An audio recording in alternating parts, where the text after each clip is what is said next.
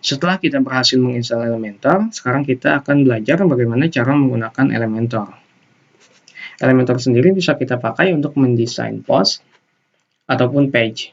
Nah, karena kita akan membuat landing page, maka kita buat page baru. Silakan ke page, lalu add new. Judulnya kita gunakan landing page. Di atas sekarang sudah ada tombol edit with Elementor. Kita klik. Ini adalah tampilan workspace atau lembar kerja untuk mendesain website atau mendesain landing page menggunakan Elementor. Nah, kita ubah dulu layoutnya supaya kita bisa leluasa mengedit atau menambahkan fitur-fitur yang ada di Elementor. Caranya yaitu ke setting, ada page layout. Nah, layout yang sekarang kita lihat itu adalah layout default ya. Kita klik, ada beberapa pilihan yang lainnya. Yang pertama Elementor Canvas, Full Width, dan Theme. Kita akan gunakan Elementor Canvas, di mana dengan menggunakan Elementor Canvas, layoutnya kosong melompong ya. Kalau kita gunakan Elementor Full Width, dia tampilannya masih ada header dan footer. Kalau kita gunakan theme, ini masih seperti default di awal saat kita membuat page ya. Kita coba tadi yang full width. Nah, ini footernya headernya masih ada, kemudian footernya juga masih ada. Kalau kita coba yang canvas, nah sekarang kosong ya. Kita akan menggunakan layout ini, yaitu page layout Elementor Canvas. Di samping kiri kita bisa melihat elemen-elemen dari Elementor. Yang pertama ada elemen basic. Kalau kita scroll ke bawah, ada elemen pro, kemudian ada general, dan ada site ya, kemudian ada WooCommerce, WordPress.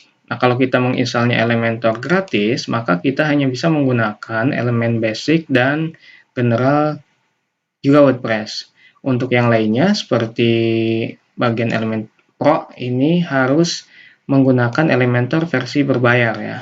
Atau untuk menambahkan fitur-fitur toko online juga, di Elementor ini harus menggunakan Elementor versi berbayar. Gak apa-apa, untuk pemula kita gunakan Elementor gratis saja, itu sudah sangat cukup lengkap untuk membuat landing page. Yang pertama kita bahas elemen basic ya.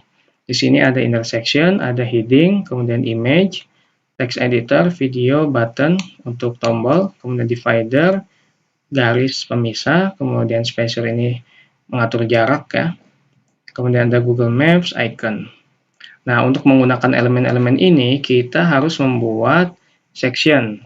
Jadi ini kalau di di drag belum tampil apa-apa ya. Kita harus buat layout sectionnya dengan cara klik icon tombol plus ini. Add new section. Di sini ada layout yang bisa kita pilih ya. Kita gunakan layout yang ini aja full. Nah, setelah kita pakai itu, nanti ada bagian edit section. Nah, ini dia langsung tampil ya. Pertama ada layout, pengaturan layoutnya. Mulai dari content width-nya kita menggunakan yang full width atau box. Kita gunakan yang box saja.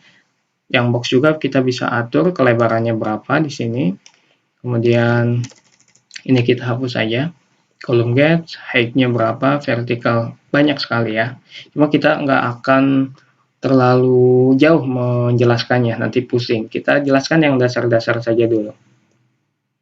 Sekarang kita ke style. Style ini digunakan untuk mengatur background, mulai dari mengubah background, warna backgroundnya, kemudian menambahkan background gambar, video, ini bisa diatur di bagian sini. Di sini ada background tipenya ya. Ada klasik ini kalau kita klik mengatur warna background atau juga gambar, kemudian gradient, kemudian video, slideshow juga bisa ternyata dijadikan background.